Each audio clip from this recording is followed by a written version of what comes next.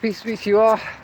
This is Omar Abdul Malik, physician assistant and health educator.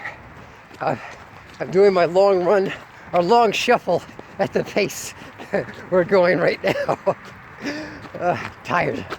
But I wanted to talk to you guys briefly about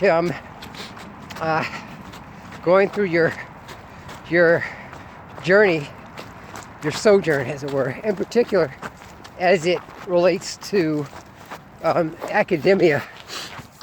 The academia for many of us, especially in the U.S., it's touted as a way to elevate yourself, out of your social standing, whatever that is. So if you're so-called low class, quote unquote, you can have access to the middle class by going to college.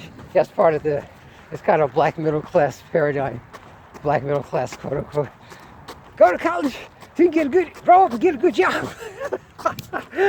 That's what we beat it. Many of us beat it to our kids.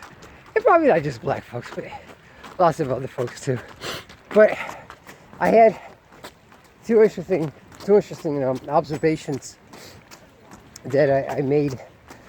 One was a commercial on YouTube, I guess, and it was touting this online university.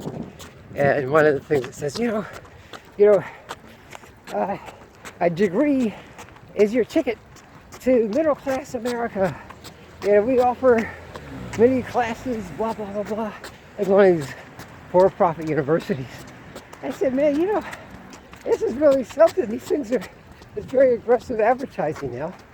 And these schools are touting, this kind of paradigm that if you get this degree, you're somehow guaranteed a job that's going to garner you access to a lifestyle that you want.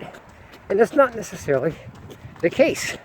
But there's always student loan folks that are there to give you these loans with riba or interest attached to them, or usury, and you find yourself in a lot of trouble upon graduation because you start accruing interest while you're in school.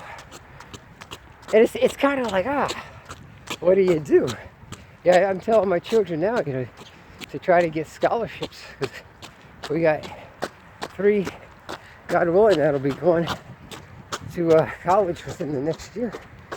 But I'm determined for them not to take out the student loans again. Say, you gotta pay it back. I don't know. I mean, stuff's expensive. Trust me on that. So it's a different day and age in which we live. So there's some decisions that you have to make, because you'll have to pay for them, figuratively and literally, for years to come.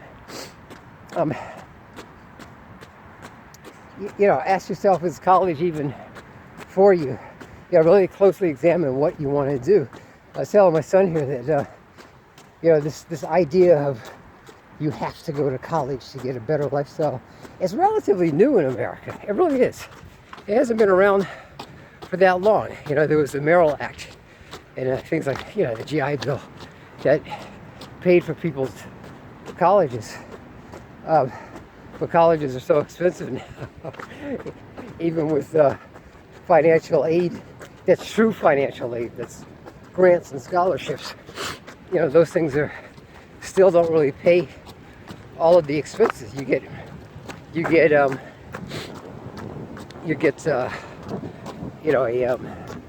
scholarship that pays 50% of your college tuition, and the college tuition for 4 years is $100,000, and that's at your typical state school now. That's just the way it is. So you're still stuck with $50,000. You're going to take out student loans, and you will be paying those things back. They're very, very aggressive about wanting to get their money back. Extra credit, you sign a very Faustian deal. I'm reading this book now called, what is it? I forgot the name of it. It's, I want to say I'll have to post it on my Instagram account. I think it's called something social inequalities or something in higher education. But it's just talking about how for-profit institutions are really crushing the American dream because people take out loans. But the for-profit college, even the non-profit colleges, the so-called non-profit colleges. I went to 2 so-called non-profit colleges. Their tuitions, it's increased literally exponentially since I graduated, years ago. So if you want to go, if you don't get a full scholarship, a full ride, it's like there's this college loans from these banks. So you gotta make a decision on what you want to do. I would say I'm glad that I went to college. I was working at my first job. I was selling peanuts for $3.50, literally roasted peanuts at RFK Stadium here in DC. And my next job was a camp counselor. And then after that, I was working at McDonald's for $3.75. That's what minimum wage was, almost 30 years ago. But I make a lot more now. But no.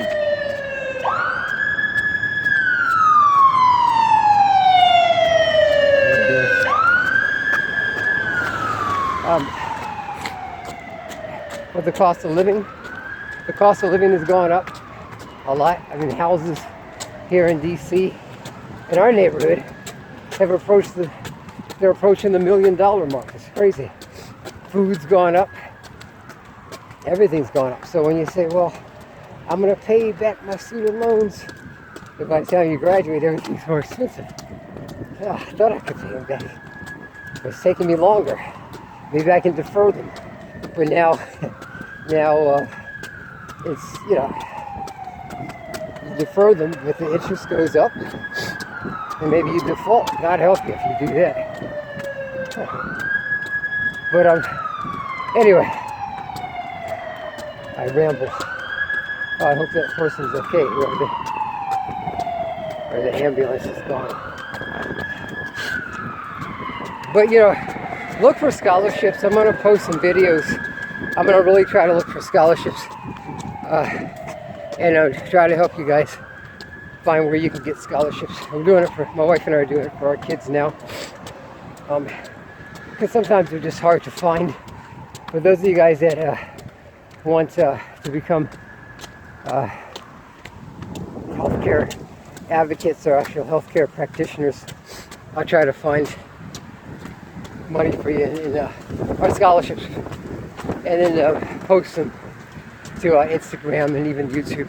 All right, so if you have an interest in careers in allied health, or just living a positive lifestyle, we're almost done. Please subscribe to my channel if you feel so inclined. You can also reach me on Instagram, and I'll give you my contact information. I'll look over you guys' CASPA personal statements and your transcripts, even give you some advice. I used to be a college professor and worked in administration for admissions also. All right, take care. Peace. Wish you guys the best of success in your positive endeavors.